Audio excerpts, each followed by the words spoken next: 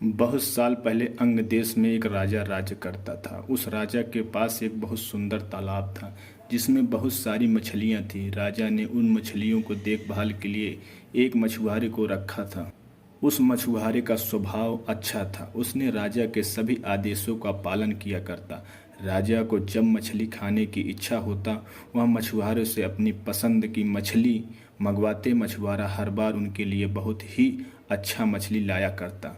एक दिन राजा के मन में प्रश्न आया कि हर बार इतनी स्वादिष्ट और अच्छा मछली कैसे पकड़ सकता है।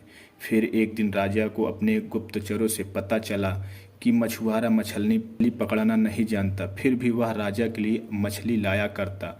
एक दिन राजा ने सोचा क्यों जाए कि मछली कैसे पकड़ता है। राजा ने तुरंत नौकर को मछुआरे को बुलाने का आदेश दिया और कहा, सुनो, आज तुम तालाब की सबसे बड़ी मछली पकड़कर ले आओ, मुझे मछली खाने का मन है। राजा का आज्ञा पालन करते हुए मछुआरा तालाब की ओर चल। राजा भी पैर दबाकर उसके पीछे चल दिए।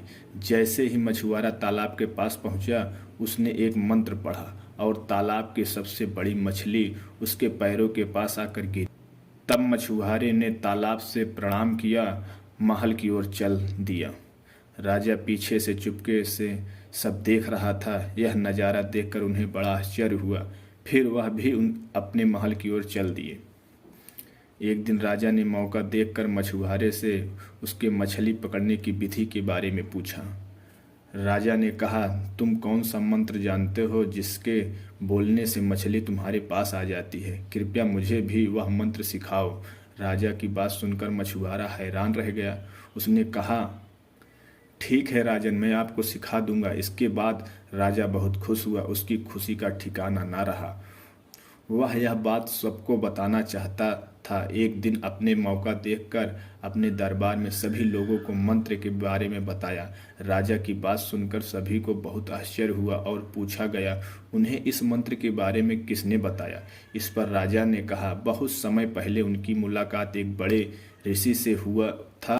उन्होंने ही इस मंत्र के बारे में जानकारी दी थी। राजा की बात सुनकर सभी मंत्री बात की सच्चाई जानने के लिए तालाब के किनारे पहुंचे और मंत्र का जाप करने लगे। मंत्रियों के कई बार मंत्र जाप करने के बाद भी तालाब से एक भी मछली नहीं निकली।